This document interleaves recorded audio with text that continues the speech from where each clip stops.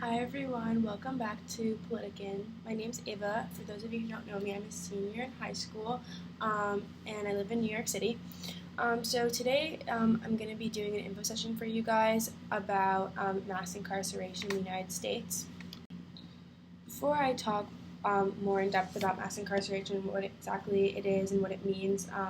for the United States in general, is that it can be a really upsetting topic for some people. So when you are showcasing your opinions about it, just do be aware of the way that the system can affect some people. So mass incarceration is basically talking about the entire prison system, not the entire prison system, but the way that the United States goes about its prison system and how it goes around its punishment system, in that sentencing many people to prison, to sentences that can be unjust, or there's also this idea of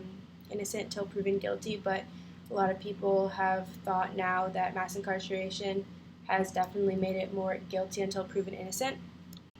One of the biggest reasons why a lot of people are upset about mass incarceration is that it can be thought of as discriminatory towards race, sexuality, gender,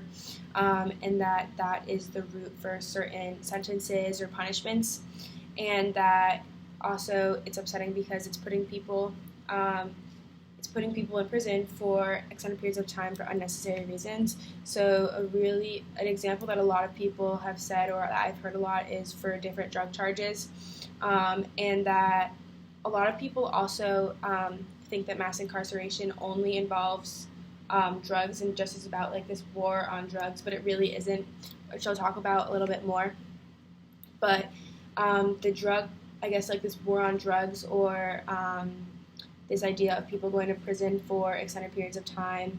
for marijuana or possession of small dosages of drugs, has definitely sparked a movement, not only with drugs and I guess legalization of marijuana in general, and this idea of discrimination in the prison system, but also this awareness of mass incarceration that to some people is a really big problem in our country. But also there is, although a lot of people see it as vile, that mass incarceration can be vile and disgusting, many people also see it as something that puts people in their place for their wrongdoings, and something that is necessary in our country for people so that we can prevent further wrongdoings from these people. But year after year, the United States does beat out much larger countries such as India and China, and more totalitarian ones such as Russia and the Philippines, for the distinction of having the highest incarceration rate in the world. And I think one thing that is really important to note is that I'm going to be talking a little bit about the African American and Latinx population in relation with the police a little bit. So this is where the discrimination aspect comes into play. So there has, in the past decade or so, there's definitely been increased awareness of police brutality within the African American population, and also a bit with the Latinx population, and that definitely there is some discrimination within our prison system a lot when it comes to sentencing people to prison sentences. So there can be the example of a white man who would be going off on probation for having an ounce of marijuana, while an African American man may go to prison for 15 years for possession, which sounds like a ridiculous number, or like a ridiculous comparison, but it does happen. And so another statistic that's important to note for the United States is that for every 100,000 people in the U.S., there are 655 people behind bars. And by the end of 2018, there was over 2.2 million people in prison, and which could be, I guess, totaled to become a really big city in the U.S.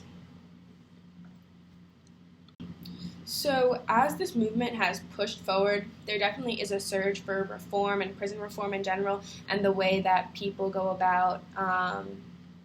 the law and the process of being charged with a crime. But the thing is that prison reform is normally focused on a federal level, but most people are actually in prison in the state or the local level. So these jails normally are sometimes dubbed the front door of the criminal justice system, and so often hold a lot of people that haven't been convicted of a crime. So that also prolongs the system. And another reason why mass incarceration is a big deal, because of these people that are in jail and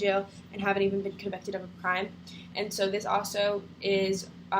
really, really important to talk about this, because it talks about money and the way that money controls who's in jail and who isn't, and puts people who are impoverished or not as well off as others at a very big disadvantage. So these people are going to be stuck in jail because they can't afford to pay bail, while those who can pay bail will be living their lives with certain restrictions, but much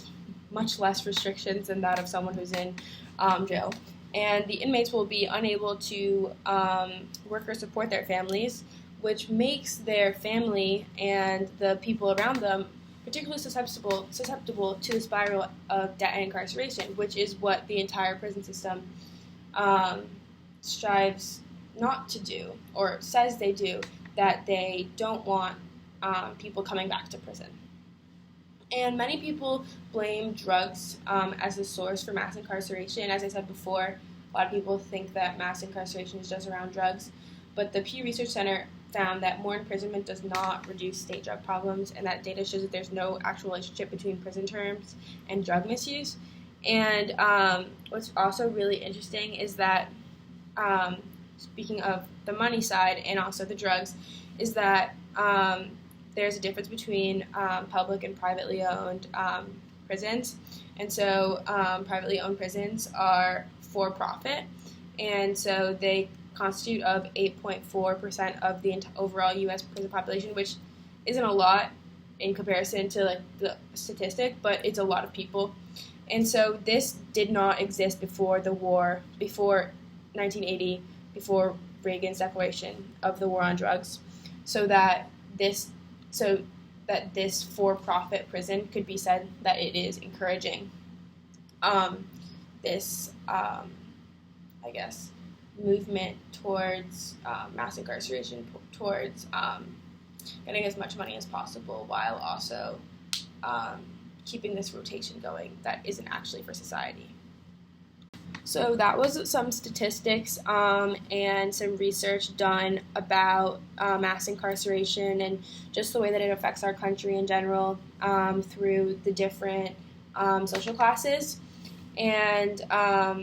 also the way that mass incarceration affects different races and genders. So if you guys have any questions, please feel free to leave any comments below, or you can DM us on Instagram or email us, and please check out our opinion posts from some of our youth on their opinions on mass incarceration, and leave a comment on that post if you'd like anything to say. Thank you, and check back next week.